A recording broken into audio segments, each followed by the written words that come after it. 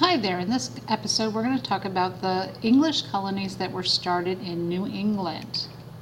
Now, in the past, we talked about how Christianity expands.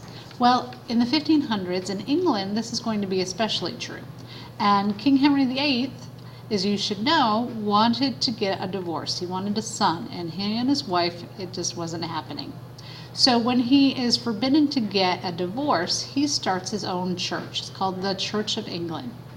Now, not everybody agreed with King Henry VIII's movement to start his own church. There were a group of separatists that neither wanted to belong to the Catholic Church or this new Church of England. These separatists, who wanted to be separate from everybody else, were called pilgrims.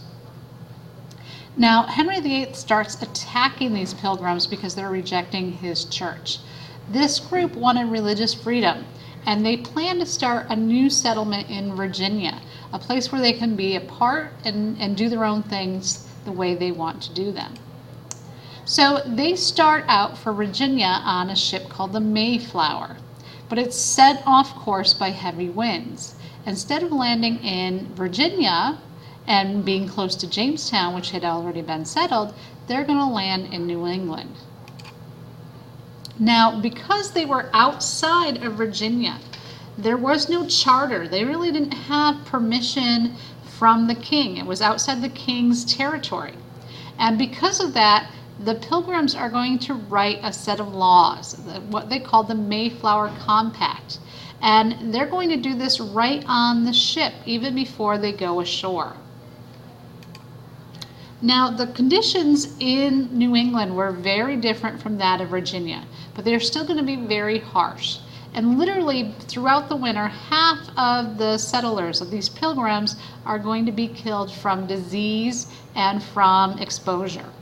They're going to receive some help, though, from Native Americans. Samoset and Squanto were Native Americans who spoke English. They had dealings with other English people, and because of this, they are going to be able to help the Pilgrims. The Pilgrims are going to learn how to hunt and farm with the help of these Native Americans. They're going to trade with the Native Americans as well. They're going to be trading fur and lumber, and these products are going to go all the way back to Europe. This is where the concept of Thanksgiving comes from. This coming together between the Pilgrims and the Native Americans in celebration of survival and of the harvest. Now, another group is going to come to New England as well. They're called the Puritans, and they too were looking for religious freedom. They wanted to reform or fix or purify the Church of England. During the Great Migration, over 20,000 Puritans are going to cross the Atlantic and settle in Massachusetts. Now, the way they did things is a lot different than with the Pilgrims and even with the settlers at Jamestown. They're going to be much better organized. Remember, this is coming a little bit later, so they know what they're up against. They're not going to suffer like the other settlers do.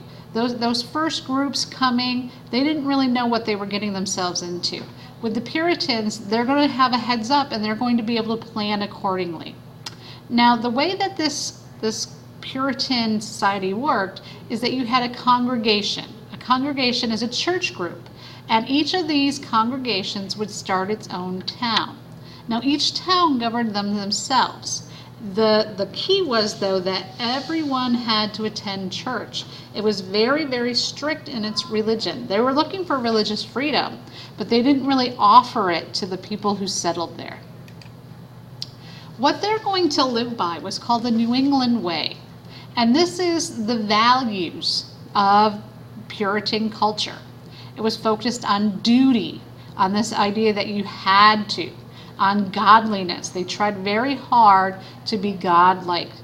They believed in hard work, honesty, and they believed in educating their children. Even the poorest of the Puritans, their children are going to receive an education because they wanted everybody to be able to read the Bible. Now, they were very strict, and they didn't believe in dancing or entertainment at all. If you weren't working, you should be praying and studying the Bible. With time, the Puritans are going to expand. They're going to set up other colonies. These include Connecticut and New Hampshire. The Fundamental Orders of Connecticut was the constitution that was put into place in Connecticut, and it was for this new Puritan colony. With time, though, there's going to be some problems that arise. People are going to start challenging the rigor of the Puritan way. Roger Williams is going to start the Baptist church, and he doesn't agree that you should be forcing people to go to church.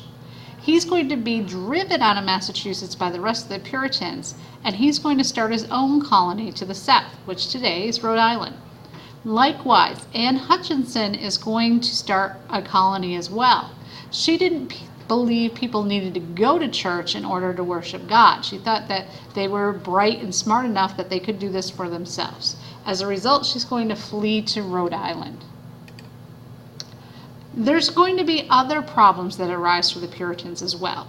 More and more settlers. Remember, we have over 20,000 Puritans come into America in the Great Migration.